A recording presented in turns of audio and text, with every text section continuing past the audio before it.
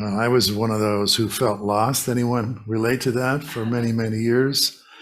Lost, lost in an illusion of where peace was, happiness was, how to find my way. Um, I was a slow learner. I don't know.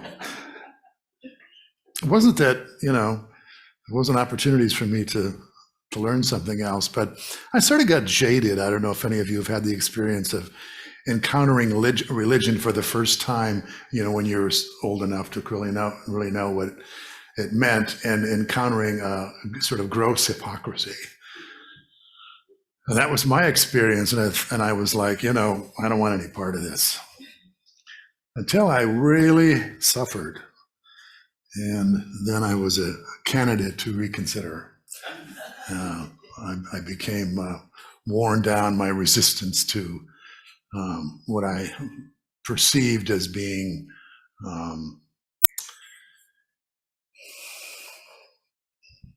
sort of that which is foisted upon you like someone else's beliefs. And I have to say that for many years, even when I sort of began to embrace spirituality, it still felt like I was borrowing someone else's understanding. And it's taken me many years. Again, I'm a slow learner, apparently, a little thick in the faith and trust department, to believe, to move from believing, which is what I did for many years, to knowing. Can anyone relate to that? Yeah. From belief is like wanting to know, but you don't quite know it. You don't own it. And so until you get to the place of it feeling like it's your own reality, you bridge to what's said as being the truth. That's called faith, right? Jesus had that statement that comes to me all the time. For those of you that have received and have faith, that's one thing. But those of you who have not received and still believe, that's the real deal. Because it's not found in circumstances. It's not found in events. It's not found in validations that confirm that your faith is justified. It's an internal experience. It's that which you already know. That's the great fullness. In the meantime, there's still a little hunger that lingers there. And we had Thanksgiving this year at our house, which we've been doing for the last few years, because even though our house is small, we have a large table, so we qualify. So we all gather around this large table, and we have a kids' table too. So we had 4 kids and 7 adults. That's 3 families. And Denise loves to cook, and she's very good at it. And we overbought the food, which we always do. And the joy of that was not only just having enough, but having more than enough. And when it was time for everyone to leave, and we had to watch the football game, of course, because that's also a tradition. And I won't tell you who I was rooting for, because you'll probably throw me out. But I'm a California boy, so what can I do? Anyway, after the end of the game, then it was time for everyone to go and pack it up. And we're able to make large bags of food to give everyone who was there to take home with them. And that feels really good, doesn't it? You have not just enough, but you have more than enough. It's like it's overflowing.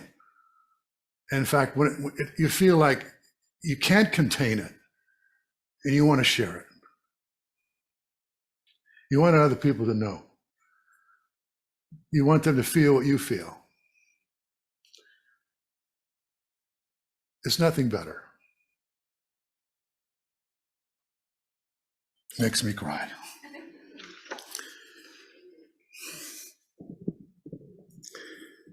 So on to today's talk, that was all just a setup for this. And this is, have you ever struggled with feeling like you don't have enough?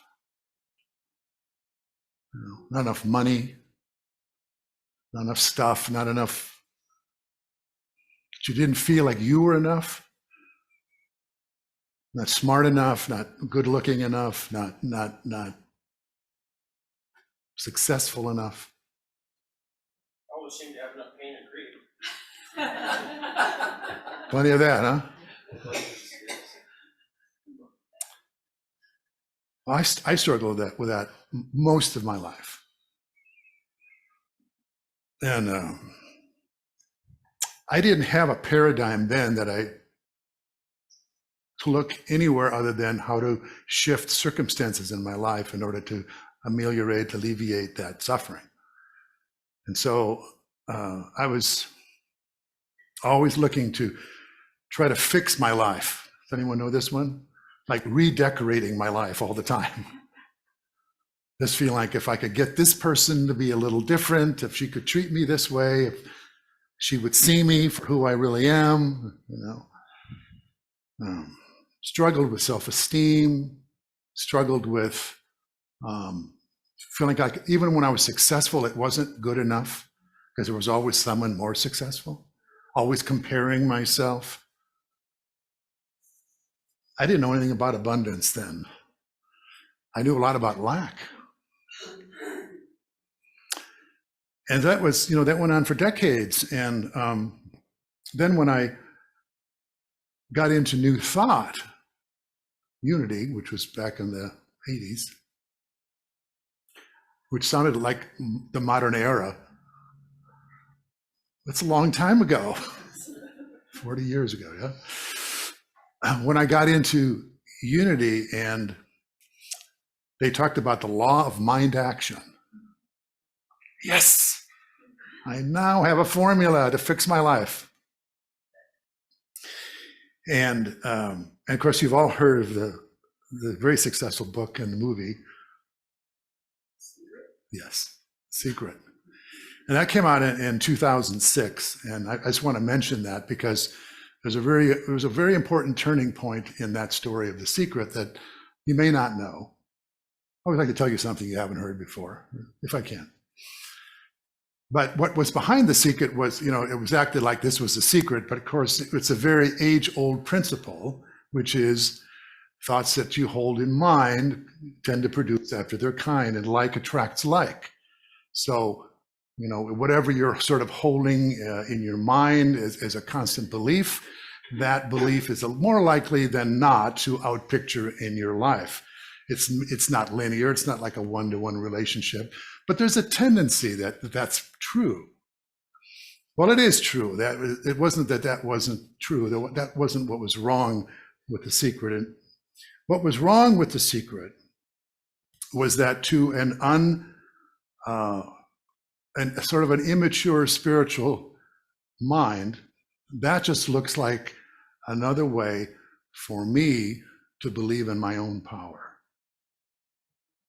And I'm not talking about the power that comes from, you know, your divine connection.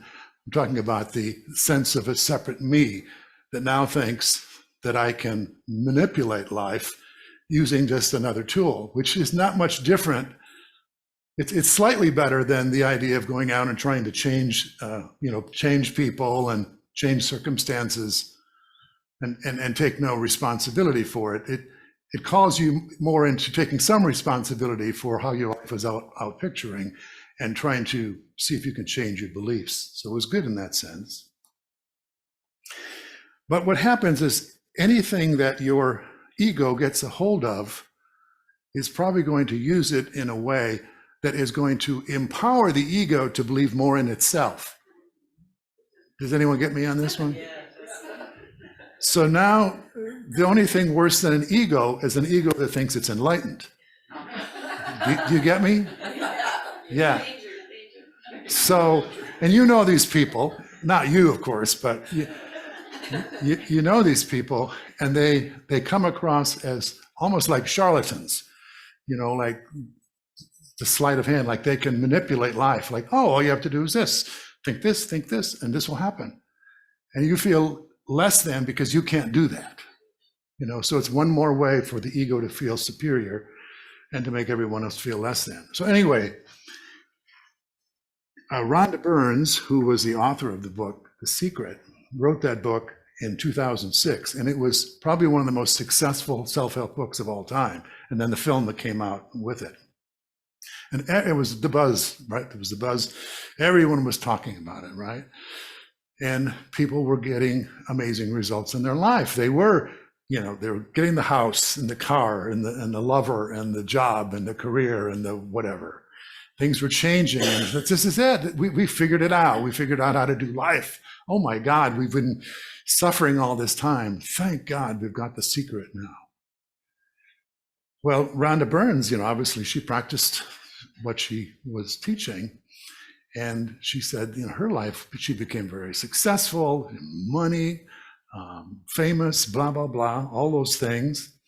But then something happened in her life. This you may not know. And I don't know exactly what happened, but it was one of those major disappointments. Something happens where she was just leveled. And she said, and she couldn't pull herself out of it. And she tried to think good thoughts. She tried to, firm happiness, and nothing worked. And so, whereas she thought she had found the ultimate secret, she realized that she needed to continue her search. And she threw herself into study and began studying the world religions, all the world religions, and many of the mystical teachings. And what she discovered was that there was one thing seriously missing from her principle, from her and her practice. Was she didn't know who she was. Not really. She thought she was a person with the power to change her mind and change her life. She didn't know she was a spiritual being. In other words, she was still separate from her source, working with this particular philosophy and these practices that were giving her results in her life. And she drank the Kool-Aid. She became fully invested in that practice. And when that only could take her so far, and she encountered this major life setback, whatever it was, and the disappointment that followed, and she could not pull herself back out of it, she then became a candidate to keep searching for something deeper and something truer. And she found it. And what she found is our first and second principle. One presence, one power. And the universe, you are the universe. The universe is you. It isn't you and the universe. It isn't you and God. It is the divine, and you are its expression. You and God are one. And when I don't know how many times I said this as a minister, but I was speaking it as an affirmation. But we need to, it's just like those yams or that turkey or whatever sitting on the plate. You can describe it all day long. You say, look at that turkey. I believe in that turkey, and I believe in those yams, and I believe in that pecan pie. And somebody says, have you tried it? No. It's all different when you have it on the inside, when you consume it, when you take it in, when you don't hold it apart from you. You don't see it as an idea, even if you see it as the most perfect truth, the most lovely affirmation. Oh, one presence, one power. Oh, I love that. Don't you love that? Yeah, but have you consumed it? Have you recognized it as your own? It's like the difference between seeing your birth certificate and being hugged by your mother.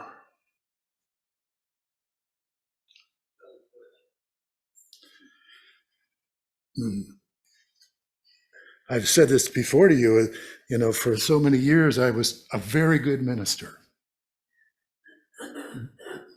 from those who would sit and evaluate me.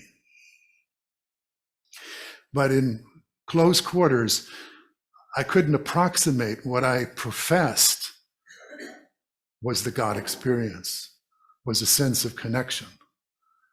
I mean, I had moments, just brief glimpses of this, but I didn't own it. It wasn't my walking around reality. It was always at a distance, and it always still felt like it was connected to something that needed to happen outside of myself.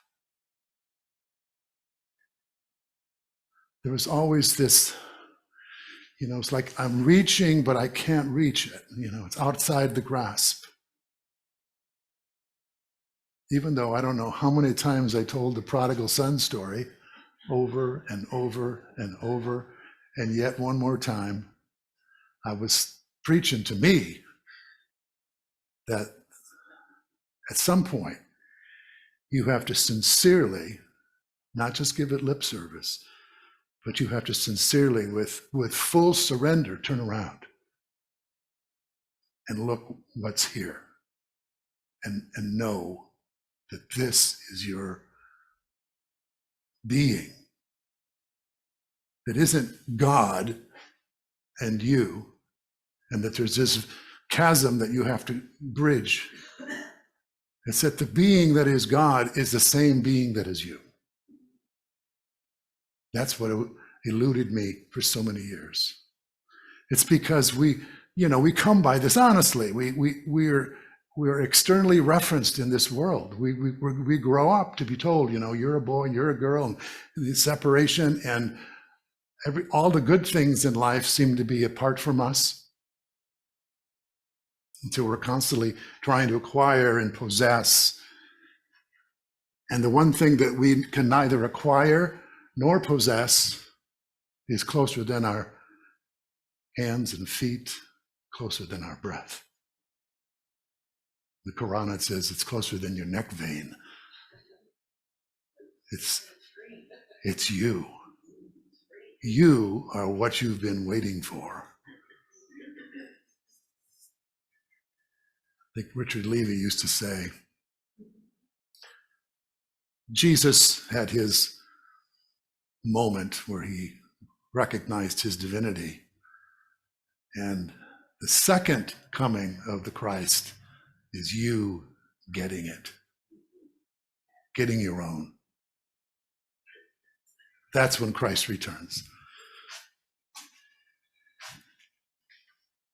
So the law of attraction lady, Rhonda Burns, wrote a new book, and it's called The Greatest Secret. And she says in there, it's a big book, and it has lots of stuff in there.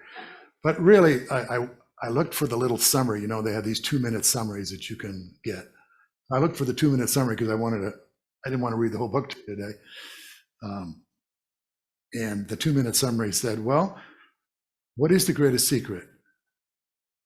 You want to know? Anyone want to guess? Yeah, you're God. But the way she says it, and this is, don't dance very well. You wouldn't want to dance with me. The way she said it was awareness. You are awareness. What do we call it in unity? Oftentimes consciousness. Consciousness. Conscious awareness. And that's like, what? That's it? Yeah, try it. That's how because I've heard that word consciousness over and over and over again. Have you? Haven't you? Consciousness. So I think, well, that means you're either unconscious or you're conscious. I know what unconscious is because I used to party a lot. So conscious is just where you can answer questions if somebody talked to you. You can walk a straight line. What does that mean? And what it means, it's the most basic identity, which is you may not know what you are, But is there anyone in this room that does not know that you are? I am that I am. That's the one thing, we can be confused about everything else in the world. But the one fundamental reality that is unquestionable, no matter how skeptical we are, no matter whatever religious training we've had or not had, is we can all say, I know that I am. And not just to say that as a statement, it's to feel, how is it that you know that you are? Don't you have to look to see whether you're aware? And you don't do that with your mind, do you? I mean, conceptually, you could say, oh, I know that I'm aware because otherwise but what does it feel like to be aware? What does it feel to be conscious? And that's as far as one needs to go in order to meet God. Because whatever God is, that's the great meeting place. Because conscious awareness is boundless, limitless. See if you can ascertain a limit to your consciousness. Where does it go? Is it just your body? No. And you can put it to every test of its reality. If you thought you were a body and you realize that, every 7 years, every cell in your body has been replaced. It's 5 years or 7 years, one of those. 7. Every cell in your body has been replaced. So which body are you? Because you've gone through a few of those iterations over your lifetime. Which of those assembly of cells is you? So that can't be it. You say, well, it's my mind, it's my thoughts and my feelings and my memories, sensations. That's what makes up me. You go, but wait a minute, haven't you had a feeling that's come and gone? And you were still there, right? Because if you're your feelings, if you had a feeling and it went away, wouldn't a part of you go away with it? But it doesn't. So we've experienced life as this transitory experience of all these experiences coming and going, all the things that we thought were us. And then we realize that they come and they go, and what is this that remains? This is you get this, it's like, oh shoot. Actually, you might even say another word, because it's so unbelievable. That's it? This is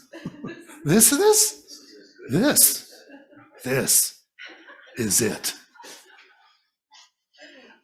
Some of you know exactly what I'm talking about. Others might be thinking, what is he talking about?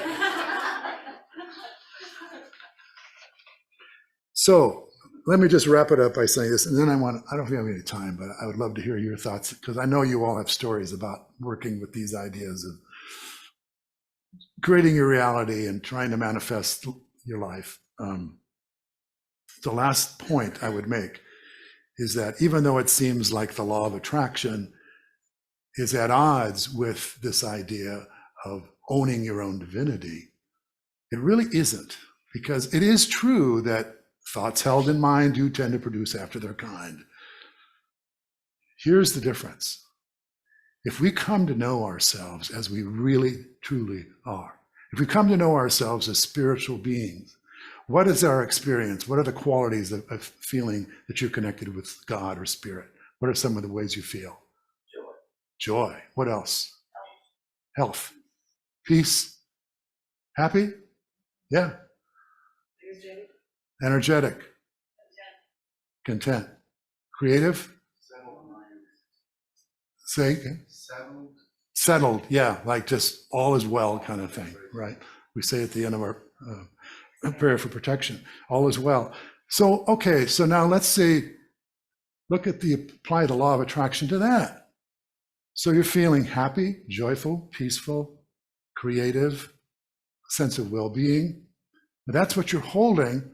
How do you think your life is going to unfold? more than likely, again, it's not linear, but I think it's what you call a tendency toward. Yes? So therefore, the law of attraction does work. It just depends where it is going to be rooted in.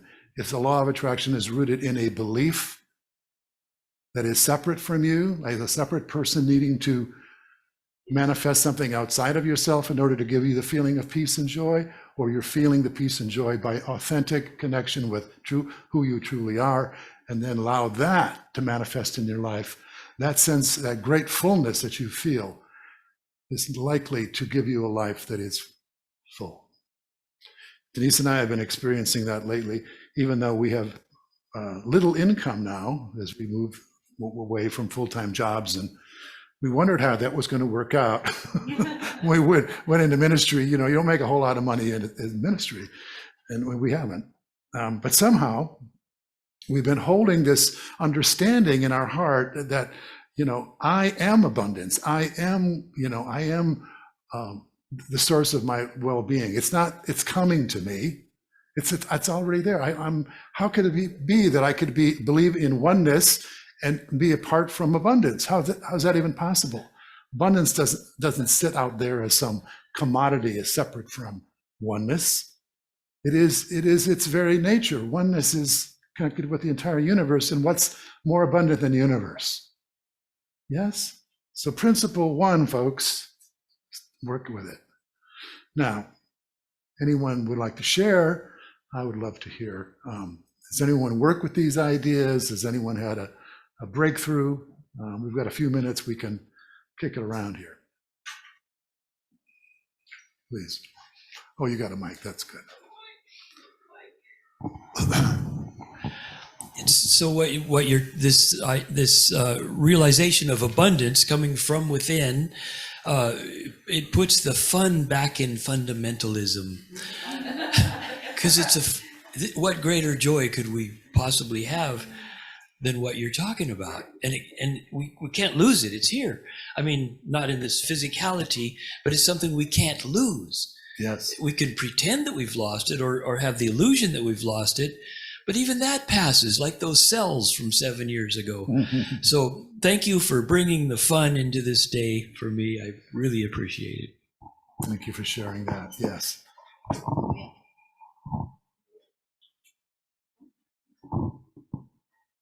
Sandra.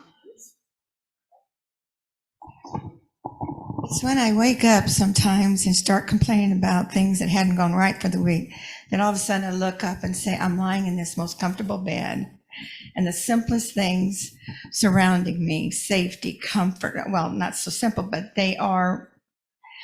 It doesn't have to be a big mansion. It can be this small place, but it can be the people around you. It can be the abundance of food and friends and family who help you, and getting out of bed and going to the bathroom, being able to brush your teeth and all those things. And then I start thinking, abundance is always with me and never goes away. It's the simplest thing to the most, whatever you want to imagine. Yes. And just appreciating that you're breathing. That to me is when I can bring it back into perspective. That's all there. Everything I need is all there. It's never gone away, whatever it looks like. Beautiful, beautiful. That's why I played that song. I had that thought too, that, help me to see what's always here, because it's so easy, to be looking for what's missing, broken, or not working in my life, and not so easy to see what is already present in its abundance. And the more we do that, the more we're we're inclining our life, our minds towards seeing more of it. So, very well said. Anyone else? Yeah, it's I'm still working on this thing. Sure. And we all are. The consciousness, but I like words or symbols, right? Words give us symbols, and we try to attach meaning to our words. But consciousness literally means with knowing. So I try to remind myself of that, knowing what, who is it that's knowing, and what am I experiencing right now, and all that stuff. And another word is believe. In the middle of the word believe is lie. So what we believe doesn't have to be the truth. We can believe something, and to me, a belief has become a stepping stone to something better. If I can let go of old beliefs and embrace new ones, it makes it easier to move ahead. That's beautiful. That's beautiful.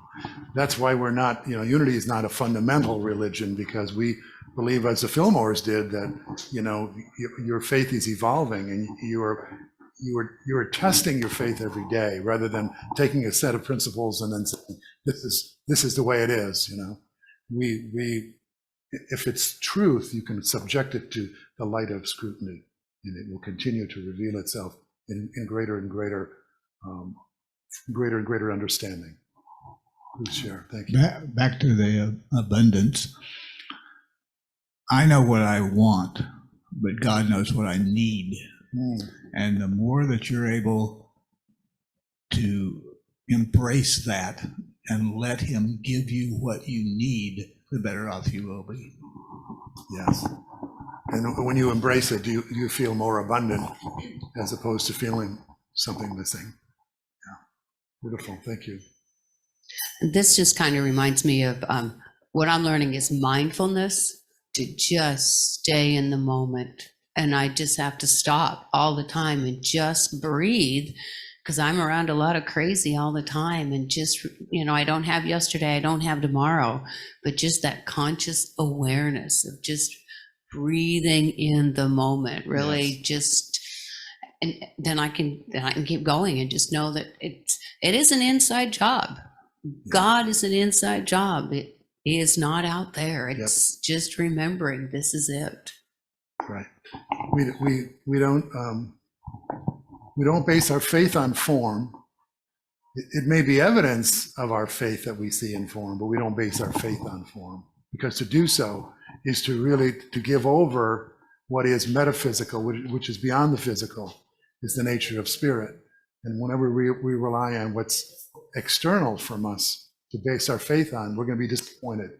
It may work like 9 times out of 10. You pull that handle and you get the jackpot, but as soon as it fails, you realize it's a false god. So I've had a lot of abundance in my life at really weird times. And it started when I was younger. My friend used to say, "You have money angels." I would go to have my car fixed, and they would say, "Well, here's the estimate." I'm like, "Wait a minute. Let me take a guess." So I'd take a guess. I'd be within $2 to $5. "Well, how did you do that?" I said, "Because that's exactly what I have in my checking account right now."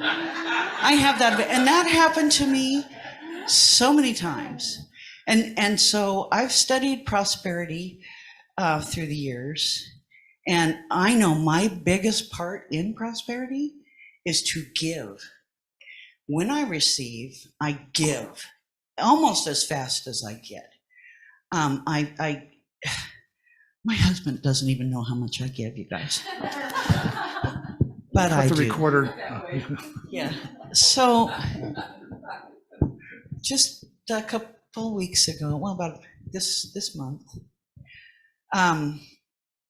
I had a friend that offered to do a roof job for me.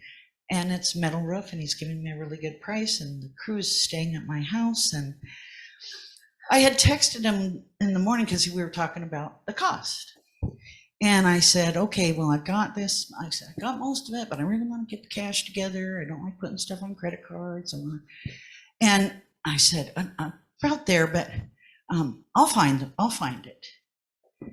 Literally, that afternoon, I got a check in the mail for $21,000.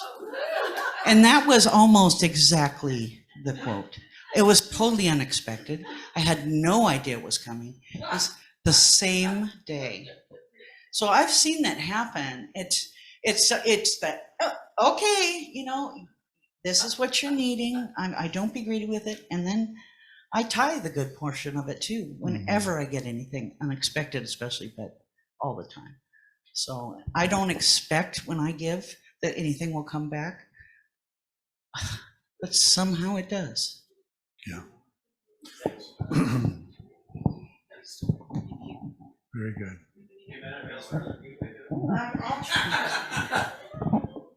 Yeah. 21,000 for each of you. You get Oprah. I have a degree in neuroscience, and I've intellectually tried to approach the concept of what is consciousness. And it's like the observer observing the observer. And so it's like you're disjunct from it. And I personally am still seeking how to consume it and make it part of my emotional experience, because it's all still intellectual. So I can understand it that way, analytically, but to actually feel it, experience it, and keep, because all the suffering and things that mundane issues of life that we deal with seems to consume that. And so, yeah, I'm listening, and it's a good thing to work on. I know that when people meditate, which I have trouble doing, it supposedly helps that part of the brain. So just a simple act of being aware of your awareness and kind of stepping back from the physical sundry of things that we deal with. So, Well, let me just ask you a question, if you'll play with me just for a minute. Just a simple question. Are you aware? Right now, are you aware? Is there any question that you're aware? Nope. Okay. That's it. And you had to do something in order to answer that question in the affirmative. You had to, what knows that you're aware? Awareness. Mm-hmm. The only thing, that's what's called non-duality. It's not something looking at an object. It's not a subject looking at an object, which is like me looking at you. That's dualistic. And if you're looking for happiness, or if you're looking for, any feeling in your life, you're looking at something that's happening outside of yourself. We know about the dualism of that. That's why we get so tripped up in experiencing our divine self, is because there is not a subject-object relationship. It's oneness, truly oneness, which means I know that I am. How do I know that I am? Well, I just do. I mean, there's no distance between the I that looks at my amness. There's no distance between I and am. It's just I am. It's a singular recognition right now. Now let's go into meditation with that, shall we? Let's do that. So let's let go of any thoughts we have, if we can, for the moment. Now let's take a breath and release anything that would block, or obstruct, or delay the understanding that Spirit has for us right here and right now. Many of us have been on this path for a long time, and many of us have still felt like we have a ways to go. But I just invite you to suspend this notion of future right now. Just let go. No future. There's no future. Just for this time. You can pick it up later if you want. Right now, no future. There's just this. And just invite you to become aware of your breath. It brings you to this present moment, which is the only moment there is.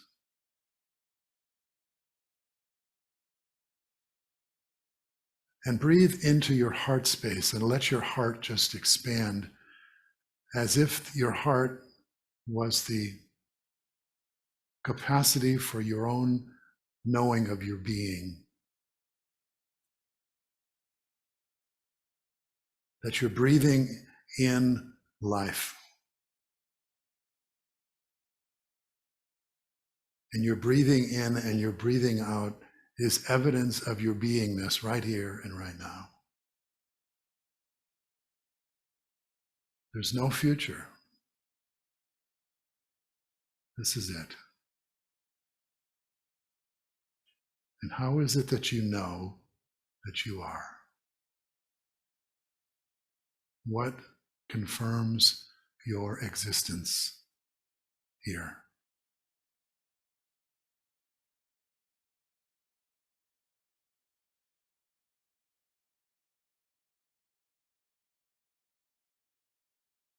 There's a singular sense of being.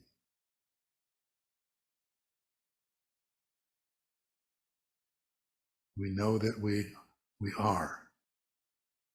I am.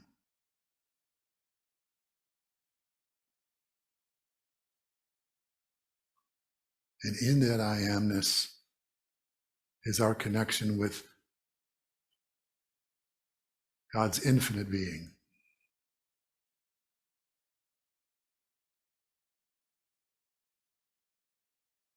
There may be 10,000 things in the manifest realm, but there is only one being, and we share that with everyone and everything. One presence, one power, one life.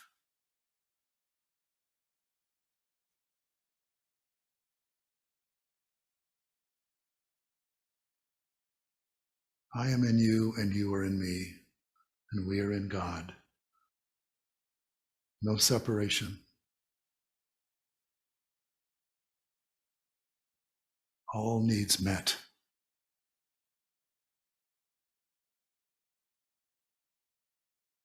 Feel the love and abiding sense of peace.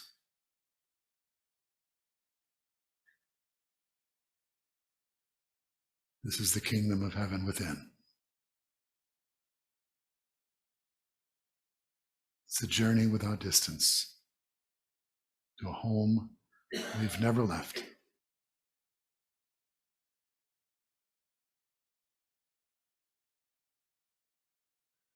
That's why Jesus said, I am with you always.